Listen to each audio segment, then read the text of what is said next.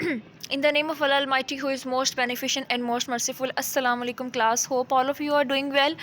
बच्चों, आज का जो हमारा टॉपिक है, हम अपना चैप्टर 10 जो है नेक्स्ट स्टार्ट करने जा रहे हैं, जिसके अंदर हम डिफरेंट जियोलॉजिकल टाइम स्केल के बारे में पढ़ेंगे। किस तरह की डिवीजन्स हैं, टाइम स्केल होता क्या है, इसको बनाया कैसे गया है, इसमें कितनी डिवीजन्स हैं और कौन सी मेजर डिवीजन्स जो है वो हमने इस चैप्टर में फ़र्दर स्टडी करनी है।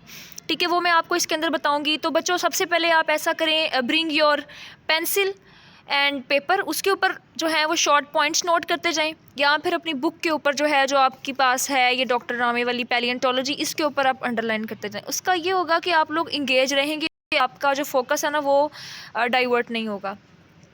ठीक है जी। तो अभी हम चलते हैं सबसे पहले इसकी डेफिनेशन की तरफ कि जियोलॉजिकल टाइम स्केल होता क्या है। तो बेसिकली आप सादा लफ्ज़ों में कह लें कि एक कैलेंडर है इवेंट्स का जो अर्थ की तारीख के अंदर होते रहे। ठीक है, अब ये जो कैलेंडर है इसके अंदर आपको मुख्तलिफ यूनिट्स नज़र आएंगे। बच्चों, क्या नज़र आएंगे? डिफरेंट यूनिट्स नज़र आएंगे। ठीक है, और इनको डिवाइड किया हुआ डिसेंडिंग ऑर्डर में, ऊपर से नीचे। यानी कि अभी जो लेटेस्ट, जैसे अभी सीनोजोइक टाइम पीरियड चल रहा है ना, तो सीनोजोइक वाला जो पीरियड है उसको इरा, जो इरा है उसको टॉप पे रखा गया, और बाकी जो पुराने वाले दौर है उनको नीचे, नीचे से ऊपर की तरफ आता है। इसकी तरतीब कुछ ऐसी है। अब इसके अंदर जो डिवीजन्स हैं उनके क्या नाम है जी? पहले वाली जो मिडिल डिवीजन है वो है ईयोन, फिर है इरा, ठीक है जी, फिर है पीरियड, और उसके बाद इपोक और एजिस। ठीक है, इस तरह की डिफरेंट डिवीजन्स आपको इस कैलेंडर के अंदर मिलेंगी, जो आपको ज़मीन की तारीख़ के बारे में बताता है। क्या बताता है बच्चों? ज़मीन की तारीख़ के बारे में बताता है। अच्छा जी, आगे हम फर्दर देखते हैं।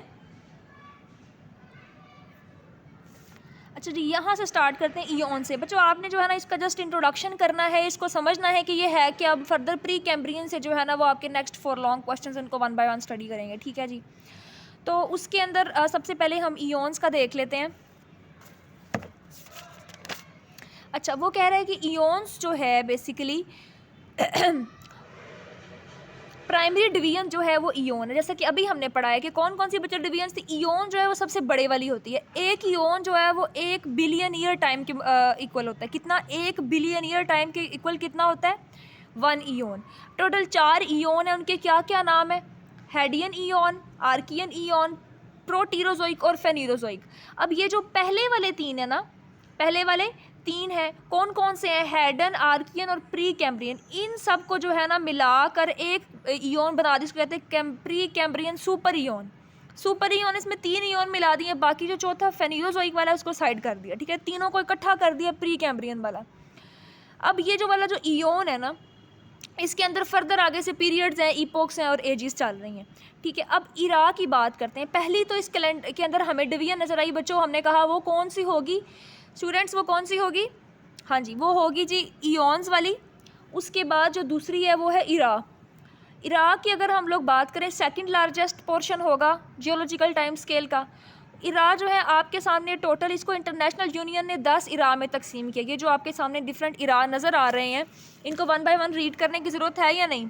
ईओ आर्कियन इरा है, पैलियो आर्कियन इरा है, मीसो आर्कियन इरा है, नियो आर्कियन इरा, पैलियो प्रोटीरोजोइक इरा है, मीसो प्रोटीरोजोइक इरा है, नियो प्रोटीरोजोइक इरा है, फिर लास्ट पे पैलियोजोइक इरा, मीसोजोइक और सीनोजोइक।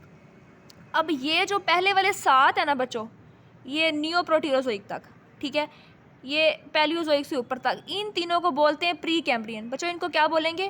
Pre Cambrian. और बाकी जो नीचे वाले हैं ना, पैलियोजोइक, मीसोजोइक और सीनोजोइक, ये फेनीरोजोइक इरा के अंदर आते हैं।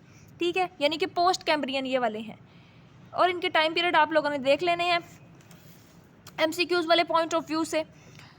अच्छा जी, उसके बाद वो कहता है कि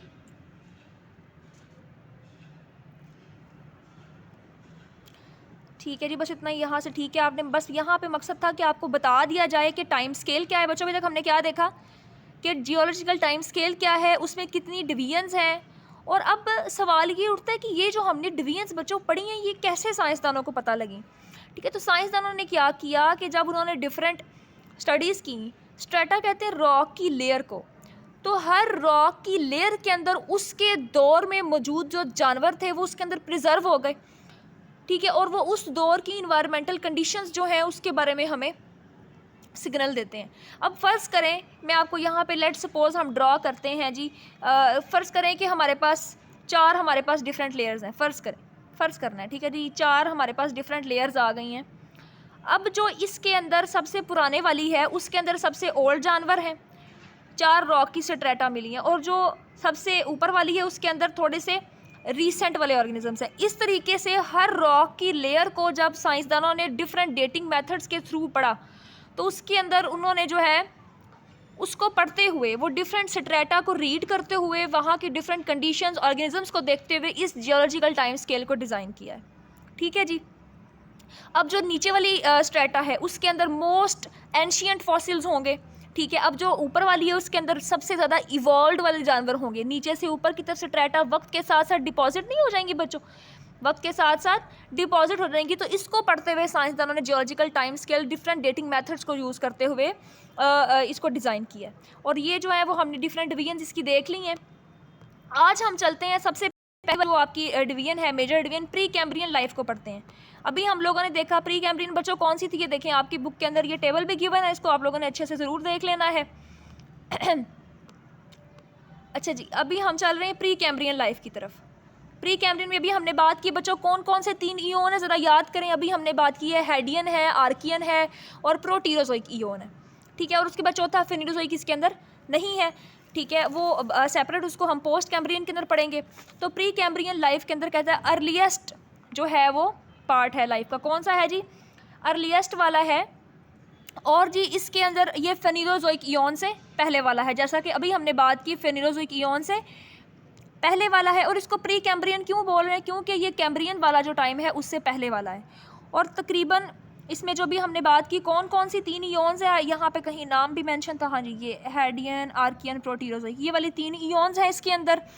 और इसके अलावा इसके अंदर टाइम स्पैन कितना आता है, तकरीबन जब से अर्थ बनी है 4.6 से लेकर 541 मिलियन ईयर, बिलियन से लेके 4.6 बिलियन ईयर से लेके 541 मिलियन ईयर तक का इसका टाइम स्पैन बनता है इस सुपर ईओन के अंदर, ठीक है।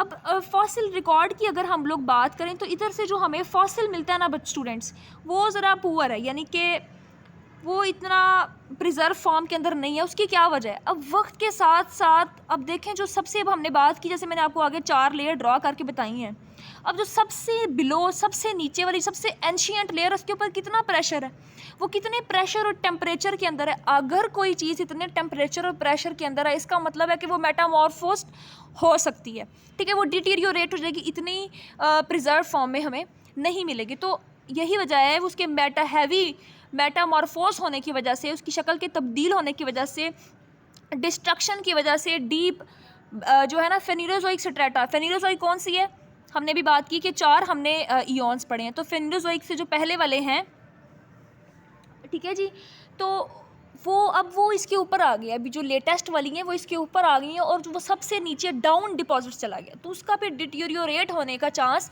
बढ़ जाता है, ठीक है जी। तो ये था हमारा इंट्रोडक्शन। अब हम देखते हैं कि उस टाइम पे प्री कैम्ब्रियन जो टाइम है, ये देखें यहाँ पे उन्होंने मेंशन किया है, बाकी वाले पैलियोजोइक, मीसोजोइक और सीनोजोइक जो कि पोस्ट कैम्ब्रियन में है, फेनिरोजोइक की राह है, ठीक है। इन्हीं को आगे हमने तीनों को 1 बाय 1 डिटेल से पढ़ना है, आज हम प्री कैम्ब्रियन पढ़ रहे हैं। अच्छा, अब हमने ये देखना है कि प्री कैम्ब्रियन जो है उसके अंदर ज़िंदगी कैसी थी, है जी, उसमें ज़िंदगी कैसी थी। तो वो कह रहे हैं कि जो एग्जैक्ट डेट है ना, एग्जैक्ट डेट उसका पता लगाना इतना आसान काम नहीं है। तो सबसे पहले जो चीज़ हमारे सामने आई वो थी बच्चों कार्बन। क्या चीज़ थी, कार्बन। कार्बन जो है ना एक ऑर्गेनिक कंपाउंड है जो 3.8 बिलियन ईयर से भी ज़्यादा पुराना है, ठीक है। पुराने पत्थरों से हमें जो है ना इसका ये चीज़ एक्सपोज हुई है, कार्बन की मौजूदगी।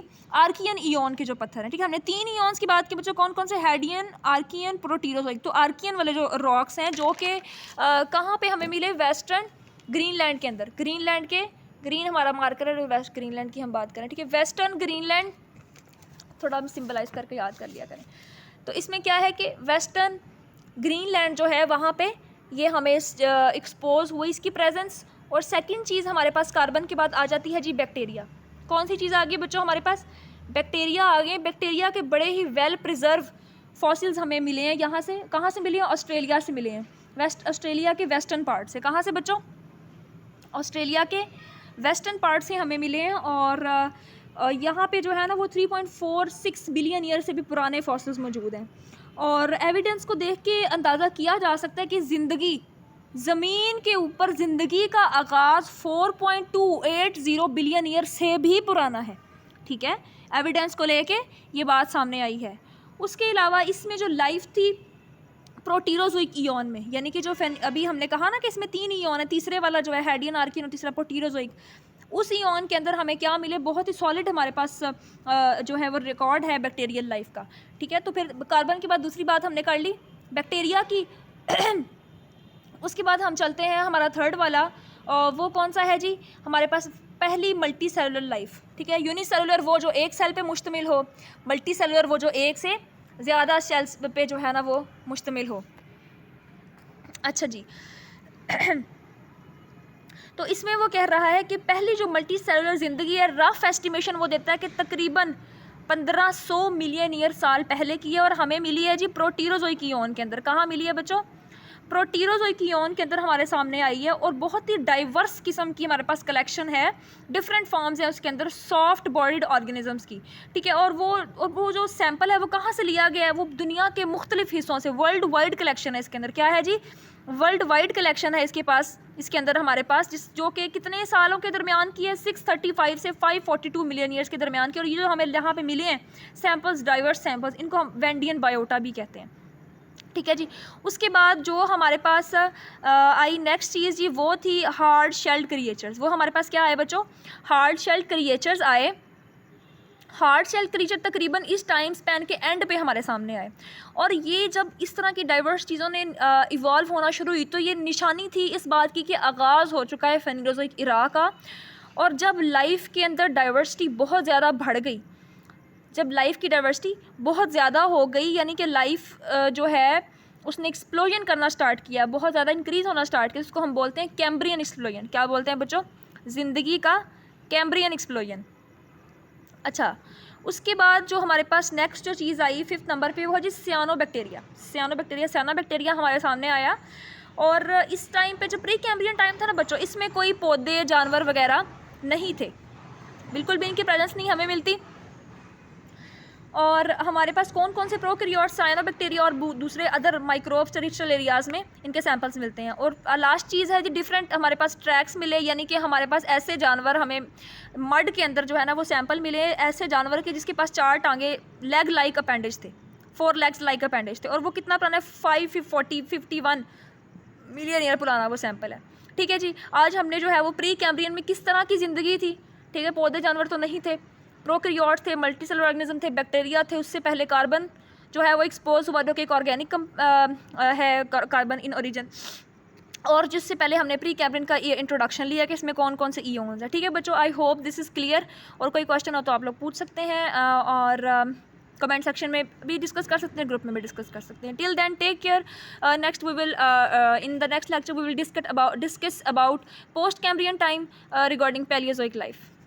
टेक केयर, अल्लाह हाफिज़।